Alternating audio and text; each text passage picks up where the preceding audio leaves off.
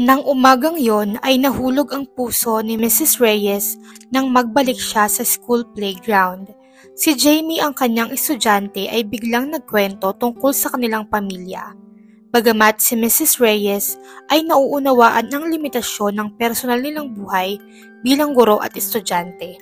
At naiiba pa rin para sa kanya si Jamie. Sa edad pa lamang na 7 taong gulang, ay tumindig siya bilang pinakamalambing at pinakamabuting lalaki sa kanyang klase. Sa kabila ng mura niyang edad, ay hindi pa niya nagawa ang makipag-away. Nakita si Jamie ng araw na yon, hawak ang isang Polaroid camera. Si Mrs. Reyes naman ay agad nang kinausap ng personal ang bata. Hindi nalalaman na ang pag-uusap na yon ay maglalahad sa isang revelasyon na sadyang magpapabago ng kanilang buhay kailanman. Ang ganda naman ng kamera mo. Agad namang napatingin ang bata at tumugon. Salamat po, bigay po ito sa akin ng daddy ko. Habang nagpapatuloy ang kanilang pag-uusap, ay nagawang magka-interes ni Mrs. Reyes sa mga larawang nagawang kunan ng bata. Wala pa nga po akong nakukunan, pero baka po mamaya meron na. Si daddy po ay isang photographer. Mahilig po siyang kumuha ng larawan. Si Mrs. Reyes naman ay may ngiting nagbahagi din ng kwento sa kanyang ama, na isang literature professor at ang talento nito sa pagpapaliwanag kay Shakespeare at Dante. Ang kwento naman ay nahinto nang mapansin ni Mrs. Reyes ang bahagyang pagkalungkot na nakita niya sa mga mata ng bata. Si daddy po ay wala na. Kasama niya na yung mga anghel sa langit. Dito na nakaramdam ng kakaiba si Mrs. Reyes. Nagsisisi na nagawa pa niyang tanungin ang bata. May kinalaman sa kanyang ama. Ito malamang ang dahilan kaya't mailap ang bata sa mga kwentong may kinalaman sa kanyang pamilya. Nagawa na niyang makita ang ina ni Jamie isang beses noon sa isang parent-teacher meeting. Sadyang nahabag at nalungkot ang puso ni Mrs. Reyes nang malaman ang pagkamatay ng ama ni Jamie. Isa kang matapang na lalaki. Kalmado, sambit niya sa bata. Sigurado ako na kinakwentuhan ngayon ng daddy mo ang mga anghel kung gaano kagaling ang kanyang anak. Tama ba? Ang dugo ay hindi palaging mas malapot kaysa sa tubig, gaya ng kasabihan. Pagkatapos nun ay bumalik na rin sa klase. Sa sobrang hinanakit ni Jamie sa pagkawala ng kanyang pinakamamahal na ama, ay hindi siya nagawang humiwalay sa kamera nito. Dala niya ang kamera kahit saan. Madalas na rin siyang lumiliban sa klase para lang kumuha ng magagandang larawan ng kalupaan at kalikasan. Pagkatapos ay ilang araw nang hindi nakapasok si Jamie sa eskwela at hindi din matawagan ni Mrs. Reyes ang kanyang ina sa bawat pagkakataon. Inisip na lamang ng guro na baka may sakit ang estudyante at ganap ding gagaling. Ang bawat pagtawag ni Mrs. Reyes sa ina ni Jamie ay hindi nasasagot. Malakas ang pakiramdam na may bagay na hindi tama. Pagkatapos ng oras sa paaralan, bunga ng pag-aalala ay agad nang dinala ni Mrs. Reyes ang kanyang purse at dali-dali nang umalis. Inalam na rin niya ang address ni Jamie sa pamamagitan ng records nito na kanyang hawak.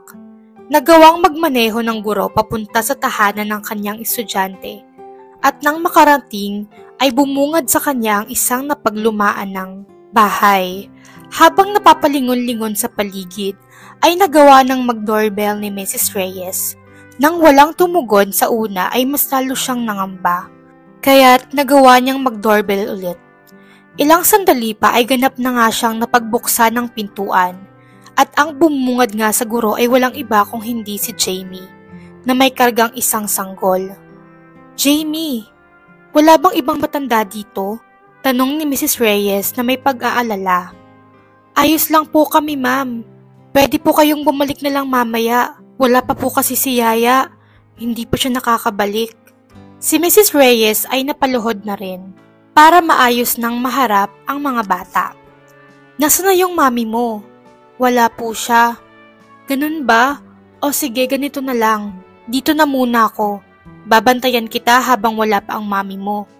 Pagpasok sa loob ng bahay ay mas nagulat pa si Mrs. Reyes. Ang mga laruan ay sadyang nagkalat sa paligid ng sala. Ngayon ay nauunawaan na ni Mrs. Reyes kahit papaano kung bakit hindi nagawang makapasok ni Jamie sa klase.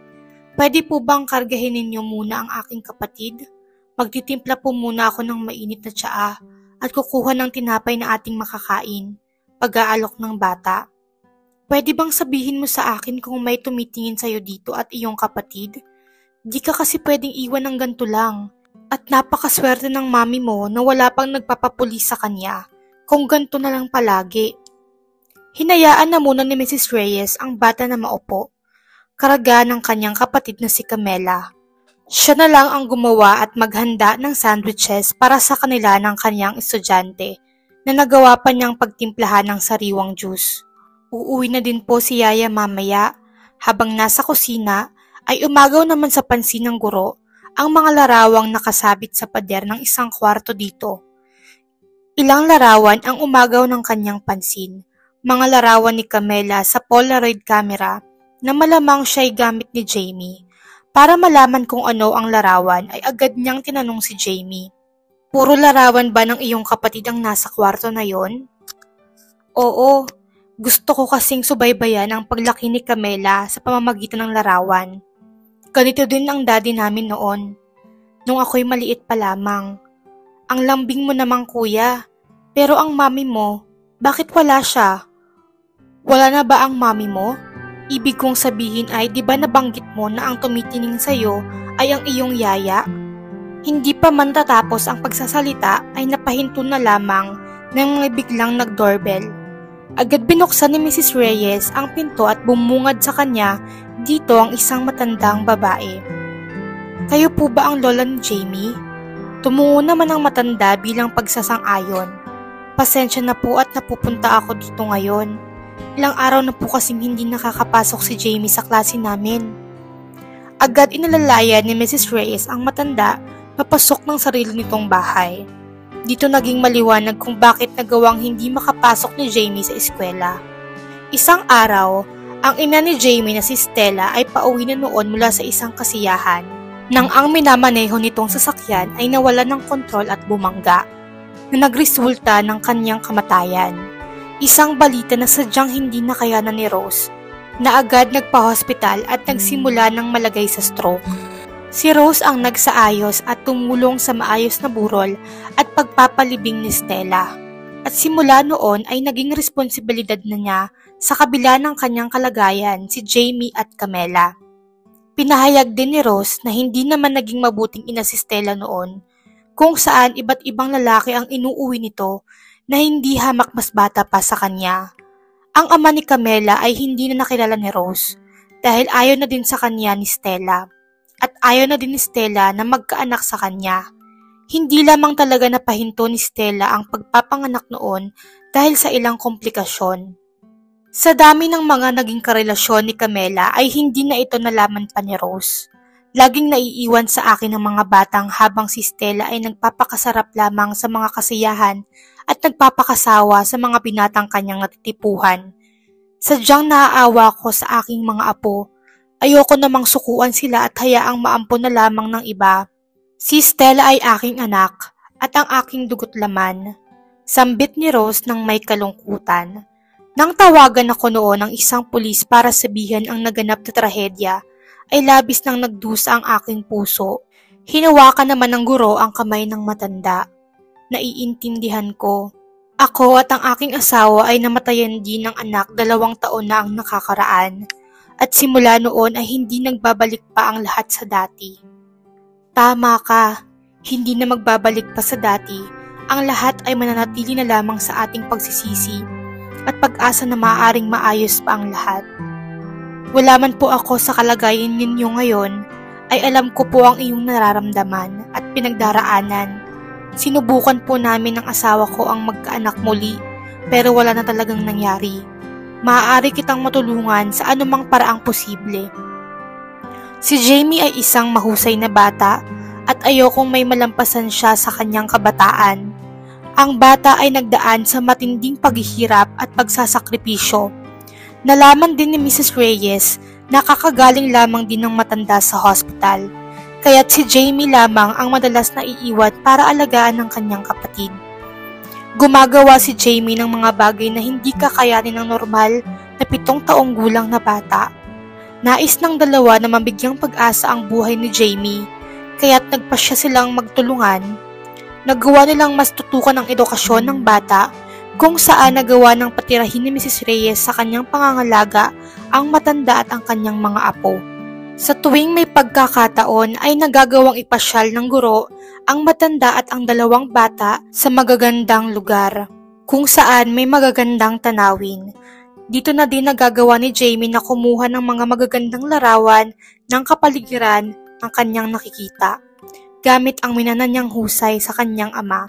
Maging ang paglaki ni Camila ay nagawang sundan ni Jamie sa pagkukuha ng larawan. Pero ang mas humipo sa puso ni Rose ay ang isang larawan na kuha ni Jamie, kung saan nakasaad sa likod nito ang mensahe na nagsasabi kung gaano siya nito kamahal bilang bago niyang mami. Sa katagalan ay legal na rin inampon ni Mrs. Reyes si Jamie at ang kapatid nito, sa tulong na rin ng kanilang lola.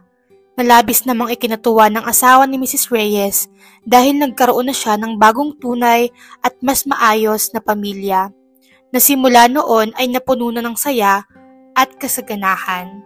At dito na nagsimula ang bagong buhay ni Mrs. Reyes, Jamie, Camila at Rose, kung saan sila ay naging isang buong pamilya at nanirahan ng mahusay.